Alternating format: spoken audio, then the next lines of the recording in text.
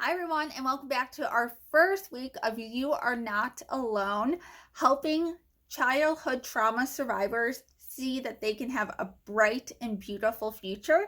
And I wanted to start this first week off by sharing a resource, and it kind of has a backstory. So, as you know, I survived a lot of trauma by the age of 10. And I'll probably at different points in this series touch on one part of it specifically. But one of the things is I grew up in households that had a lot of drug abuse and alcoholism. And when you're a child growing up in those situations, you blame yourself. I can't tell you how often, y'all, I thought that my mom's relapse was my fault. That if I had been a better daughter, if I had done something better, that she wouldn't relapse. She wouldn't need that anymore.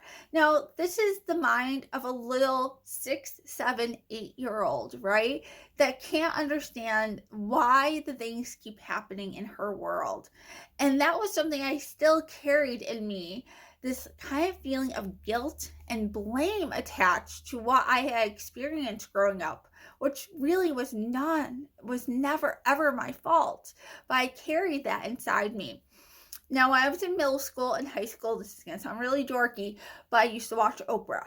Does anyone else remember when Oprah was on TV? It was like after school, Oprah was on. And I would watch Oprah.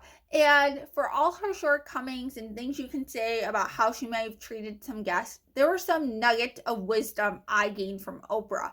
And one of them was this first book I'm going to share with you. So this book is called The Four Agreements. You've probably heard about it. It's been out for forever.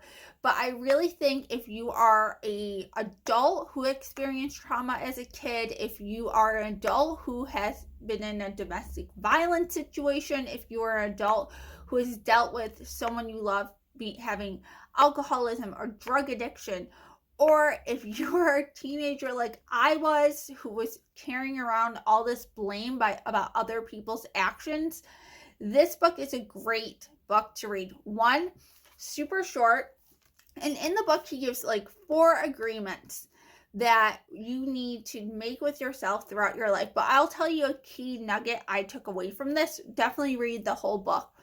But it's the idea not to take anything personally, because everyone in this world, y'all, is on their own journey.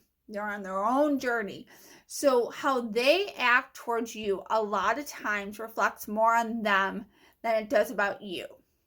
So for example, what Susie says about Sally says more about Susie than it does Sally. Does that make sense? And that was such a key aha moment for me, to be like, the issues around me, there was no way I could fix them. And this is very true for the situations I was in, right? I couldn't fix the issues around my life at that point.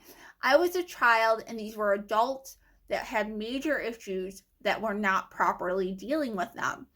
So when I started to realize that I could not have changed what happened around me, but that as an adult going forward, I could choose the situations I put myself in, that was just an aha moment.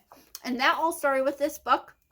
That's why I wanted to start my series off with this book, The Four Agreements. And it's a book of wisdom. It was a book club book from Oprah. This edition, I've bought this edition. I've given it to people. I keep having to rebuy it because I give them away so much. But definitely you can pick it up on Amazon. But this is a first book. I think it's a great place to start if you have a lot of underlying things that you're not even sure what's there yet. It'll give you a nice place to start questioning and start breaking down some of those false beliefs. So thanks for joining me for this You Are Not Alone Wednesday. Come back next week for our next edition, and I'll see you back then. Bye for now.